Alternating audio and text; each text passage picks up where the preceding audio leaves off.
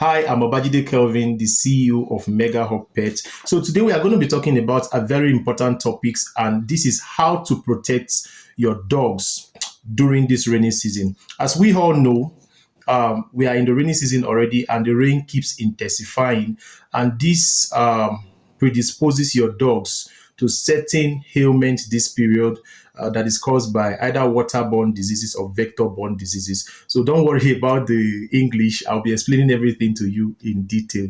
So in case you are just seeing this face, you're just jumping into this channel for the first time, please hit on the like, subscribe, or follow button and turn on your notification bell so that when we drop amazing videos like this, you'll be the first to get it. So without waste of time, let's jump into the video proper.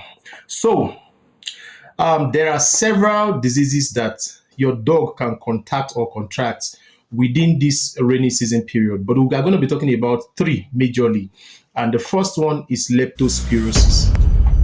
So what is a leptospirosis? Leptospirosis is a bacterial disease that is contracted through contaminated water. So this is simple. And this period, stagnant water is around the areas, around your house, around your environment. So what you need to do is to make sure your dog is not drinking, because no matter how you try to monitor them, they use their nose to smell. So they will always want to smell and sometimes even drink stagnant water. So they can contract this disease through stagnant water, contaminated soil, or urine, most especially from other dogs that has this disease or that has contracted these diseases already. So these are three major ways they can get it: from contaminated water, contaminated soil, or from urine. So you have to protect them either from stagnant water, not allowing them to drink from stagnant water. Also, there's no way you can tell that a soil has been contaminated, but it is good when you try to observe what your dog smell, what your dog picks from the ground. And lastly, it's very important you wash them. Wash them very well and know the kind of dog your dogs associate with, because a dog that is carrying leptospirosis can transfer that same thing to your own dog. And the symptoms you are likely to observe when your dog contacts such a bacteria, is fever. You can notice jaundice, you can notice abdominal pain, you can notice diarrhea also. So what can you do? Now, in all this, it is important to know that first aid is very important. When you notice this immediately, don't try to do self-medication. Take your dog down to your vet or call your vet immediately for assistance. So also another thing you can do to prevent this: keep stagnant water away from your house. I've talked about you monitoring the kind of dogs your dog mingle with, knowing fully well if their vaccine is up to date. Also make sure your dog's leptospirosis vaccine is up to date. So these are part of the prevention measure you can take. But when it comes to the fact that your dog has contracted this already, you have to rush your dog straight to the vet immediately for attention. So before we move to the number two kind of disease you have to protect your dog from this period, please note that we are using a new number right now, because our former number that is 08053 444 525 was actually blocked by WhatsApp for no reasons. I don't even know why they did that. We tried all our best, paid some people to even try to help us unlock the number, but they could not. Some of them even ran away with our money. You know how Nigeria is, you have to move on. So our new number is on the screen right now. It is 41919016. That is our new number. That's our new WhatsApp number. Please, you can call us on this number I just called, 07041919016. So you can call us and you can chat us on this number. That's our new number. So any other number, please be careful. Be careful. There are scammers out there that try to pose as dog breeders. So this is very important for you to note. So let's move to the second disease.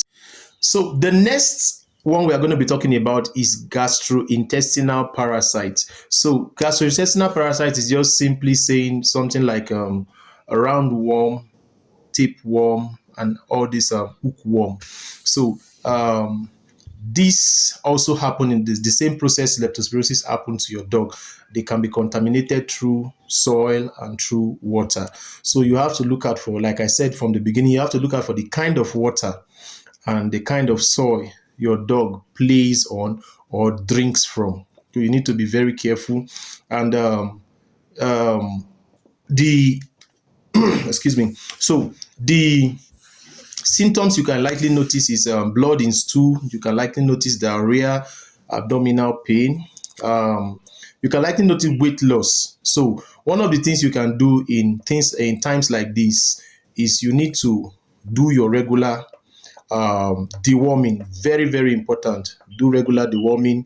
Look at the kind of dog. Is it a puppy? Is it an adolescent dog? Or the dog is actually an adult dog. So that will tell you the kind of deworming you are going to do and how regular you are going to be doing your deworming. So it is very important that you deworm your dog regularly this period. It's also important that you watch out for what your dogs eat. It is very, very important. That is very paramount. And the last one we are going to be talking about is fungal infection. And this has to deal with their skin.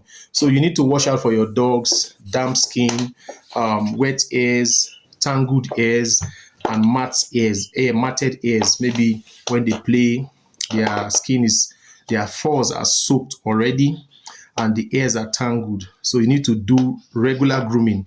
That will help you a lot. Regular grooming will help you a lot, mostly when you are dealing with pet dogs that have long furs, like the Lhasa, like the Eskimos and the rest. Maybe you have a German Shepherd with long coat, or you have a Caucasian Shepherd with long coat or thick coats. So you have to also make sure that you groom them regularly to take those tangled furs off their skin. So this fungal infection can be caused by ringworm, and this is not something that is too difficult to handle. The One of the prevalent symptoms you might likely notice is redness and inflammation. You might likely notice itching. So these are part of the things you will notice, and this is not something that is too serious to handle. And please don't count out parvo this period. Nevertheless, as a breeder, I've observed that parvo during the rainy season is not really that serious. Like the strain of parvo that flies during rainy season is not as strong as the strain that flies during the dry season. And during the dry season, parvo is more prevalent than during the rainy season. Parvo is more prevalent during the dry season than during the rainy season. So make sure your dog's vaccine are up to date. For example, we had a dog with the vaccines up to date, everything up to date, but the dog was affected by parvo. We had to take the dog to the hospital, to a vet, within the first and second day that it happened. And we were lucky that the dog escaped. But compared to the dry season, you know that time, it is very serious. Once it hits your dog, it takes God for that dog to escape. So I believe this video have been helpful. I believe you've gained a lot from this video. Please do well to hit the like button, comment, ask questions if you have questions. Also, don't forget to follow us or subscribe to this channel, because we drop amazing videos that informs you, that keeps your dogs healthy, that help your dog to stay alive. And don't forget, we are just one click away. Whatever kind of dog you're looking for, the pure breed, pedigree bloodline, or imported dog, Mega Hub Pet is always available for you. Remember, you are dear to us. We love you. Have a blessed day.